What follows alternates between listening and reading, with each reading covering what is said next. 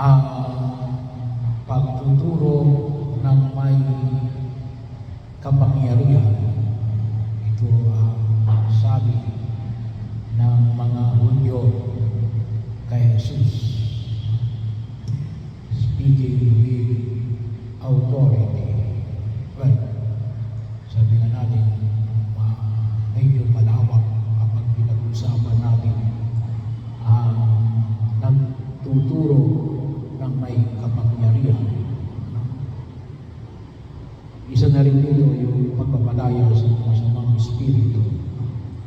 Pero bahagi na makita natin na ay pag sinabi namin nagtuturo ng kapangyarihan ay nakabase sa katotohanan. Kaya lang ngayong panahon na ito, sabi na natin ni Ale, ay maraming version ng katotohanan. Lahat ay pwedeng magsabi ng katotohanan. Kaya kung minsan nahihirapan yung alin, kung alin yung katotohanan at peke. Lalong-lalo na gawa ng pagpasok ng AI, Artificial Intelligence. Bahagi yun. Kung minsan akala mo totoo, pero yun pala yan AI lang. Kaya malaki yung na makita natin. Kaya kung tutuusin, ay bahagi yun na kinakailangan natin na mas malalim na pag-aaral at tunay na pagkilala kung nasaan talaga ang authority. Kasi bahagi yun, alam naman natin, lahat tayo may kapangyarihan at may obligasyon na hanapin talaga yung katotohanan. Kasi bakit? Tayo hindi naman mapahama. Maniwala tayo sa mga taong peke. Ikapapahamak natin yung tayo ang mapapasama. At kung minsan hindi lang tayo, may madadala pa tayo. Kasi yun ang paniniwala natin bahagi at kung minsan hindi natin namamalayan natin, mayroon pa pala na ibang nadala. Kasi yun yung aming paniwala. Kaya napakahalaga natin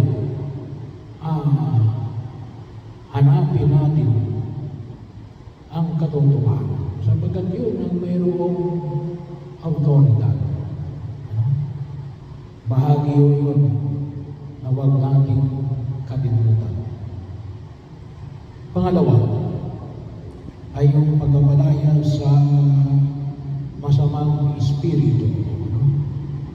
Bagaman isa lamang ito sa tinatawag natin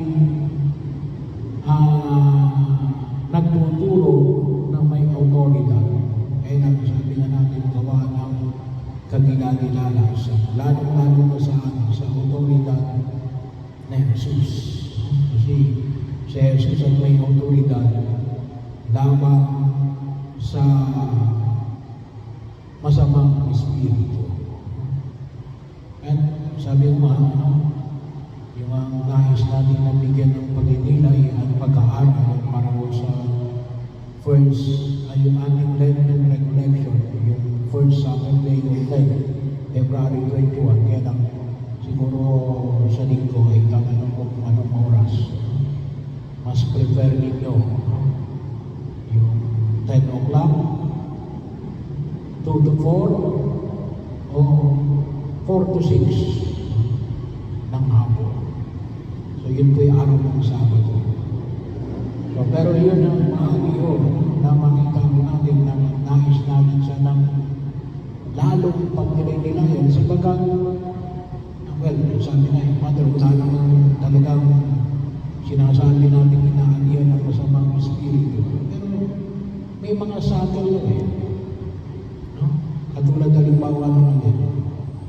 tumulong.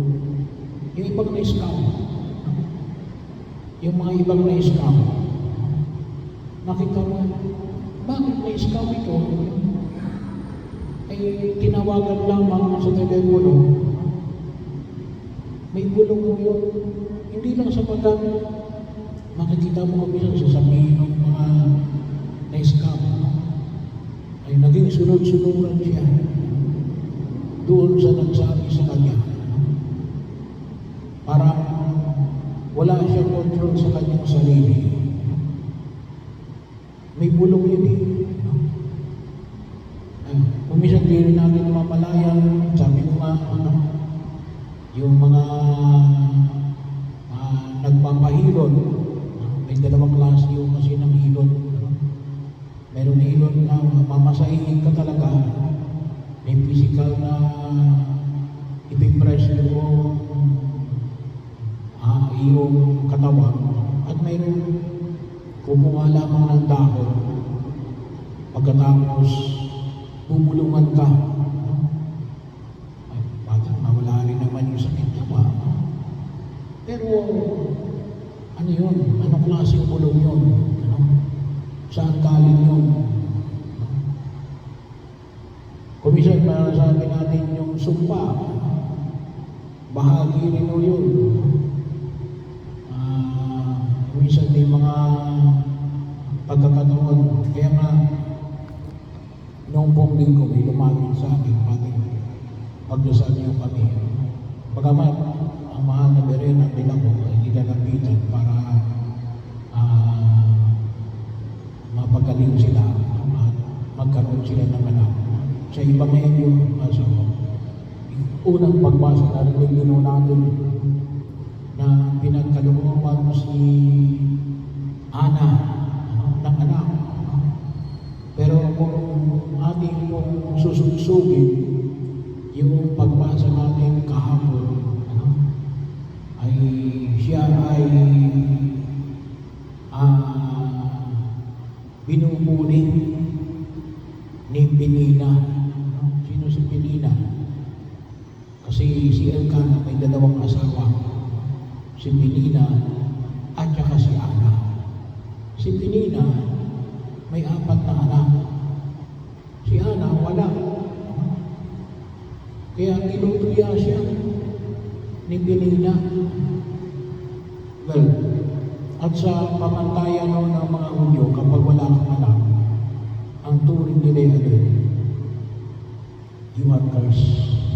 Sinumpa ka.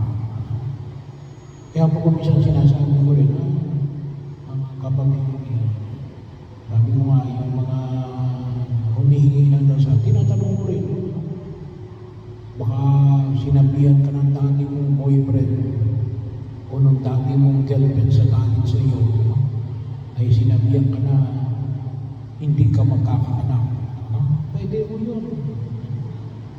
Pagkakataon, hindi kaya may mga pagkakataon na sinasabihan kayo na hindi ka makatatapos ng pag-aaral kahit anong gawin mo. It is a form of curse. Well, sabi nga natin, hindi dapat yung gagawin nyo. Pero paano kapag ginawa sa inyo, anong gagawin ninyo? Kaya nga, bahagi mo rin ng ating pagninilay na isa sa katuparan. May mga dasal na bigyan natin ng higit ng pagkakataon. Kaya nga, sabi ko, sayang naman yung pagka-exorcist ko para magkaroon ng mas malawak na paliwanag. May mga kung tawagin tayo din, may mga protection prayer na pwede natin gawin. Katulad halimbawa ng alin, ng Santo Rosario. Protection prayer yun eh. Very effective. Well, yung pagdarasal natin, pag-isipan natin, pagtanggap natin ng mga sakramento, ang pamumuhay natin sa kabanalan, protection prayer yan eh. Yung mga panalangin natin, lalo na, yung kay San Arcangel Gabriel, hayaan ninyo na banginin ko ko, katulad ng panalangin na ito, hindi pala Arcangel. Bagaman yun yung para sa hiling, hindi rin naman. Pero for protection prayer, San Miguel. San Miguel Arcangel, ampulin mo kami sa labanan at maging bantay ka nawa namin sa kalumpitan at sa mga sigo ng demonyo. Sumbuin nawa siya ng Diyos na itinaw mamakaamo namin sa iyo at ikaw, prinsipe ng makalangit, na umuo sa kapangyarihan ng Diyos ay ibulin mo sa ilaliman ng impyerno. Si Satanas ang lahat ng malupit na espiritu na gumagalang sa sanlibutan at nagpapahamak sa mga kaluluwa. Amen. So, bahagi rin mo yun. Yung ginagawa namin every Sunday, protection prayer dito, yung pagkatapos ng first Mass. Kaya, pero, kapag sinabi natin pagpapalayas ng masamang espiritu, medyo mas mabigat yun. Dalawang klase. Meron tayong tinatawag na minor exorcism. Pwedeng gawin yun ng lahat ng pari. Pero yung mga major exorcism ay yung mga exorcist lang. Yung mga, kapag sinabi natin exorcist, yung mga itinalaga ang mga obispo sa bawat diocese para gumanap nito. Yun yung mga major exorcism. Pero lahat ng pari pwedeng mag-exorcise.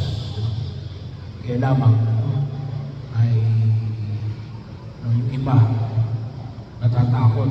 Bakit? May tinatawag na retaliation. Babalikan ka nun. Kaya napakahalaga rin yung protection prayer. At hayaan nyo na, isama ko na rin yung panalangin ni San Antonio Abad kasi may luminary ngayon, San Antonio Abad. Meron din siyang panalangin. At ito ay again, pwedeng dasalin kahit na nang hindi pari ng mga laiko. Sa Latin, Exe Crucem Domine Fugite Partes Adversi Visit Leo in Tribor Juda Radix David. Hallelujah. So we come in this. Behold the cross of the Lord, began all evil powers, the Lion of the tribe of Judah, the road of David has conquered. Hallelujah, hallelujah. So, bahagi yun. What is the best momentum? When you are in the state of grace. Kapag ikaw ay nasa estado ng grasya ng Diyos, walang pwedeng makagalaw sa iyo. Kaya napakahalaga ko na tayo ay palagi umiiwas sa kasalanan at kapahamakan. Kapag kaisa natin sa Jesus, ano sabi?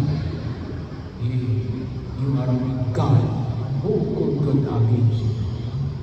Not even the powers of Satan.